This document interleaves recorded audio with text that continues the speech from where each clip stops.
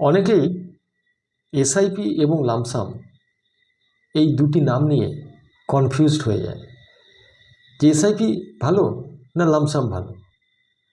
আসলে কি, এই এসআইপি বা লামসাম এগুলি কোনো মিউচুয়াল ফান্ড নয়। এগুলি যে কোনো মিউচুয়াল ফান্ডে ইনভেস্টমেন্টের ধরন। আসুন আমরা জেনে নিই যে এসআইপি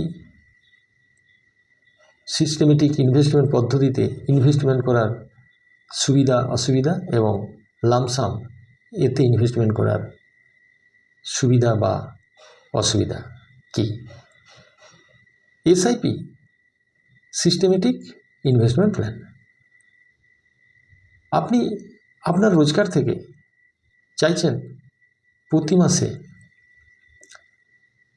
কিছু কিছু করে টাকা মিউচুয়াল ফান্ডে সঞ্চয় করে একটা বড় ফান্ড ক্রিয়েট করব বা কর্পাস ক্রিয়েট করব।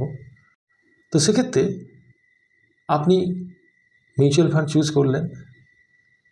সেই মিউচুয়াল ফান্ডে কত টাকা করে করবেন ঠিক করলেন এবং মাসের কত তারিখে আপনার অ্যাকাউন্ট থেকে টাকা কাটা হবে এবং সেই টাকা মিউচুয়াল ফান্ডে ইনভেস্ট হবে সেই তারিখও সেট করলেন।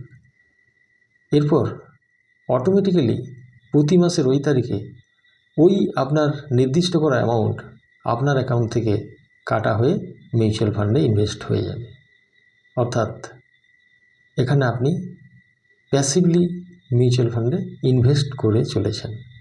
এক্ষেত্রে আপনার সুবিধা হবে কি, আপনাকে নিজে থেকে চিন্তাভাবনা করতে হচ্ছে না। আপনার বিভিন্ন মাসের যে পরিবর্তিত মার্কেট সিচুয়েশান সেই অনুযায়ী আপনার বিভিন্ন রকম ন্যাভে আপনার টাকাটি ইনভেস্ট হতে থাকবে এবং তাতে আপনার অ্যাভারেজ কস্ট অফ ইউনিট একটি সামঞ্জস্য রক্ষা করে আপনার বিনিয়োগটি হতে থাকবে। আপনার এককালীন থোক অর্থ কোথা থেকেও পেয়েছেন, সেই থোক অর্থ আপনি মিউচুয়াল ফান্ডে বিনিয়োগ করতে চান, সেক্ষেত্রে আপনাকে এই লামসাম পদ্ধতিটির সাহায্য নিতে হবে বা এই লামসাম পদ্ধতির মাধ্যমে সেই থোক অর্থকে বিনিয়োগ করতে হবে মিউচুয়াল ফান্ডে। আপনি কোনো অন্য মিউচুয়াল ফান্ড চুজ করতে পারেন বা আপনার যে মিউচুয়াল ফান্ডের এসআইপিতে ইনভেস্ট হতে চলেছে সেখানেও আপনি আপনার থোক অর্থটিকে বিনিয়োগ করতে পারেন।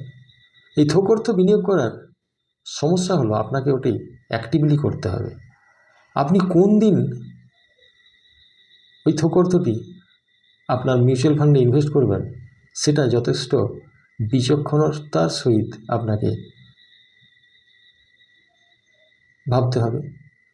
আপনি যদি পিক মার্কেটে আপনার পুরো টাকাটি একসাথে ইনভেস্ট করে দেন তাহলে আপনার প্রাপ্য ইউনিটের সংখ্যা কম হবে বা বেশি ন্যাভে আপনাকে ইউনিট কিনতে হবে।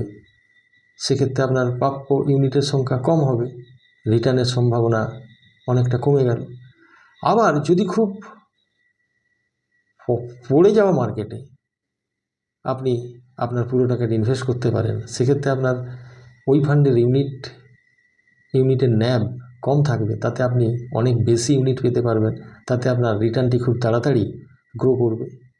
তো এই মার্কেট কখন কোনটা ভালো ইনভেস্ট করার জন্য, কোনটা নিম্নগামী কোন সময়টা, কোনটা ঊর্ধ্বগামী কোন সময়টা, এগুলি বিচার বিশ্লেষণ করাই যায় না সাধারণত।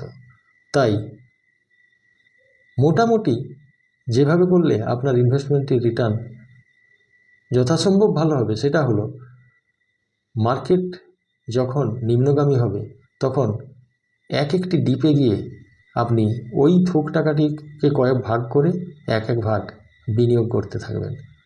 তাতেই আপনার যথাসম্ভব ভালো রিটার্নের সম্ভাবনা থাকবে। তো এই দুই পদ্ধতিতে আমরা মিউচুয়াল ফান্ডে ইনভেস্ট করতে পারি।